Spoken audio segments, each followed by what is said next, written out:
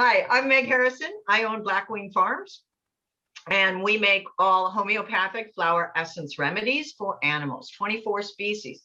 Today, I want to talk about practical applications because what are we going to do with feral cats? What are we going to do with aggressive dogs? What are we going to do with Mustangs?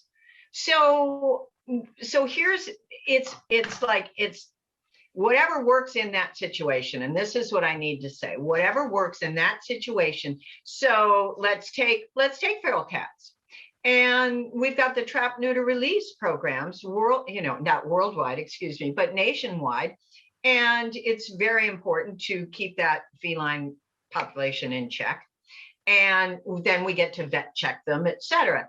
So to trap them is very difficult. So what is that application? We're not going to be able to have them stand there and put some flower essence in their water, etc. But what we are going to do is we're going to literally spray the path that they will take to the trap and then leave it. It can be hours later. It can be hours later. We underestimate all the time. We underestimate the power of these flower essences all the time. Even I do. And so I was schooled by many people. I love my feral cat people, but I was schooled by them that they didn't have that control. And so maybe it was going to be dawn by the time the animal showed up, but they can't be hanging over the cage waiting. So, and then they would possibly maybe spray the treat or whatever was left inside the trap.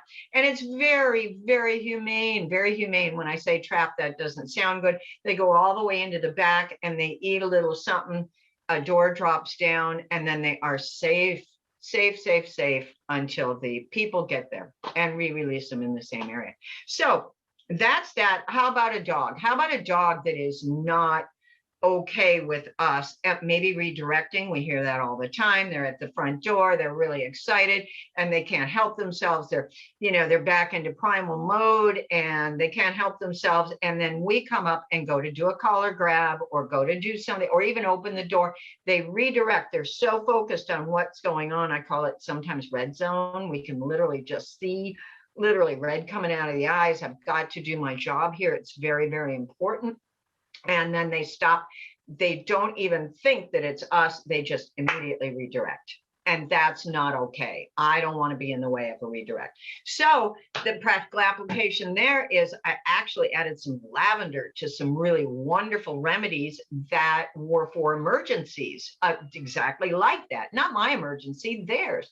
So the emergency was, I am so riled up, I can't behave. I'm so sorry. I didn't mean to bite you, of course. So I added a little bit of lavender. That way that the person can get out of the way with a single scent and just go ahead and give it a spray or spritz. So in the area, I'm not even saying get it on the dog, but just in the area. Lavender is something to be used judiciously and again, only the greatest ingredients, because there are a lot of people that are saying it's lavender. It's not, it's chemicals. It has nothing to do with the flowers. So again, we need to be a little cautious. So let's say, the Mustangs, they're in pens, they're being held, they've been separated from their families, and they are not going to settle, eat, drink, or do anything. All we are able to do is spray the air. That's all we do from the outside of the pens, just spray the air and spray the ground where they are eventually going to walk over. So again, just like the feral cats, just like that dog. And then again, large quantities, populations of shelters or in an evacuation or a holding center. I mean, I've worked with some huge agencies that are holding animals for their court seizures, court-ordered seizures of maybe fighting dogs, hoarders from a cat colony. And I mean hoarders. I mean like 700 cats. 367 was a very famous, I actually know some women that got 367 tattoos that they were able to help these 367 fighting dogs that were rescued from oh gosh, what do we call it? I guess we got to call it what it is, criminals in the Southwest that were fighting dogs. And so these were dogs that were only bred and raised to fight. So now they're in cages and they're being held, etc. And they could not settle. They could not accept and trust people. And so we used, again, just more of a, a big spray bottle. I'm looking around for a squirt bottle. You can find a squirt bottle, dilute it mostly in water, and you can walk up and down the aisles. We do that in horse trailers. We do that in shelters, evacuation areas, etc. I've actually got a shelter in Arizona that installed a timed release misting system in one of their kennels and for their intake and their behavior cases, so that every 2 hours they would get some spritzes of the flower essences and homeopathic remedies. Practical applications, that's it. We've got so much more to talk about. If I didn't answer your questions, give me a call or check out blackwingfarms.com. Have a great day. Bye. You've been listening to Animals Inside Out, brought to you by BlackWing Farms.